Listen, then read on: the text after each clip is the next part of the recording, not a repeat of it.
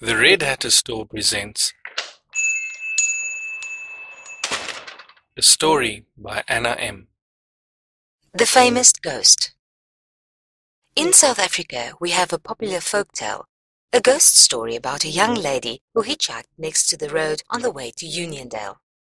Legend has it that she is the ghost of the late Maria Roo, who travelled with her fiancé by car to Uniondale on the evening of April the 12th, 1968.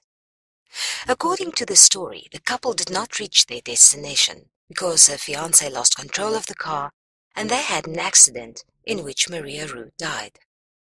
A few years later, in 1976, a few motorists began mentioning that they had seen a woman sitting by the side of the road, exactly in the same spot where the accident had taken place. Their description of the woman all matched that of Maria Roo. The police station in Uniondale got used to travellers stopping by at night, white in the face, reporting the stranded woman by the roadside. It was only after a few years that the story became more interesting. I was working at the front desk of the police station, doing my night shift with Paul and David. I had just made us a second cup of coffee when a man burst into the station. He was clearly upset about something, and after a glass of strong sugar water, we got him to tell us what had happened. The man, Alex Noble, was on his way to Uniondale on his motorbike when the figure of a young lady appeared next to the road in his spotlight. She was hitchhiking for a lift. Since it was already after 11, and he thought she might be in some kind of trouble, he stopped. "Are you all right?" Alex asked, but got no reply. He asked her where she was going, and she lifted her hand slowly to point towards Uniondale. "Get on," he said, and pointed to the back of his bike. She was light, and he hardly felt her, he said.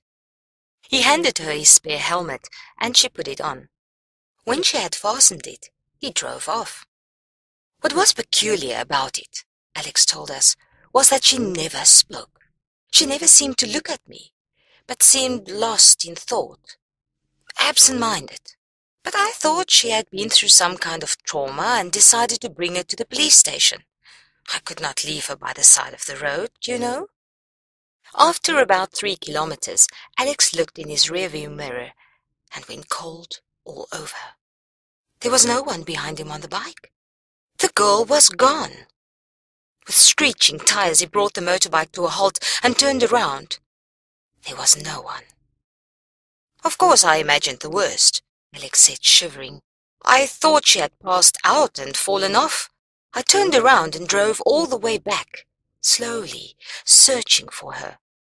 But she was gone. There was no sight of her. And then I started thinking that it was not possible for someone to get off the back of my bike without me feeling it. The weight, you know. Not even a frail girl like that. And then I saw it. The helmet. The spare one I had given her, remember? It was fastened neatly to the back of my bike." I looked at Paul and David, and they looked at me. Who was going to be the one to tell Alex about the ghost of Uniondale? The man was already so rattled. But I finally and carefully related to him the story of Maria Roo and all the previous accounts we have heard about the ghost lady. The poor fellow did not take it well, as you can imagine. I must say that I did not really take any of it seriously. You know how one story can get a lot of people into a state of panic, and sooner or later everyone could swear they have seen the same thing. Maybe someone was scaring the motorists. Maybe it was a trick of the light. But a ghost? Not likely. A few weeks after Alex Noble had picked up the hitchhiker, we had our second incident. A man and woman, let's call them Mr. and Mrs. Brown, were on their way to Uniondale via the same road. They were tired, and the road was dark and cold. They were new in the area and had never heard about Maria Roo before. When they came to the place where the accident had taken place years ago, they saw a young woman in a white dress appearing in the glow of their headlights next to the road. She was waving at them to stop. I told my husband to pull over, and upset Mrs. Brown told us afterwards at the police station.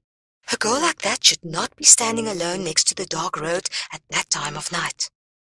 They pulled over and asked the girl a few questions. Where was she going? What was her name? Why was she here?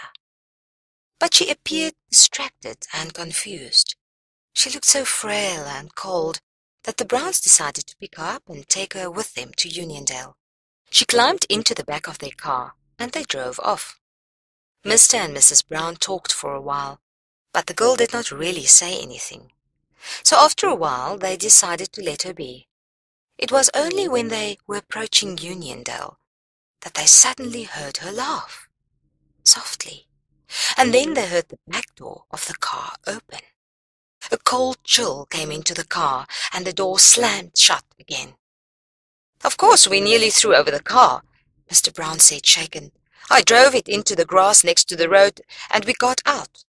The back seat of the car was empty, and the road on which they had travelled was quiet and dark. They looked for her frantically, and even drove all the way back again to the place where they had picked her up. But she was gone. "We drove back and forth twice," Mrs. Brown said. "The poor girl must have fallen out, and now she's lying next to the road somewhere." After they had given us a description of the girl, we looked at each other. It was definitely our ghost. But to soothe them, David took the van and drove them up and down the same road a few times. There was not a sign of the girl. Even after this account, I still had my doubts. I spoke to Maria's ex-fiancé, who was by then happily married to another lady. He assured me that these were all wild tales and that there was no way Maria could be the hitchhiker scaring so many people on the road to Uniondale. I felt a bit better and continued to offer sugar water to travellers who stumbled into our station with a similar story. One evening, shortly before her last appearance next to the road, I myself was driving that way. I was late for the night shift and stepped down on the gas. I had been visiting some friends of mine and left his house too late. I was not thinking about the ghost, only about the time. As I came upon the place on the road where the accident had been, I saw her. A girl in a white dress hitchhiking next to the road. I went ice cold. I could not tear my eyes away from her, and for a moment I slowed the car down. But then I decided to drive past. I was rattled and shivered all over. As I looked in my rearview mirror, she was gone. The road behind me was empty, and there was no one. I shook my head. What an eerie sight, I thought. I looked forward to telling David and Paul about this. Then, suddenly, I heard the back door of the car open. A cold chill of air came rushing into the car, and I got such a fright I nearly drove off the road.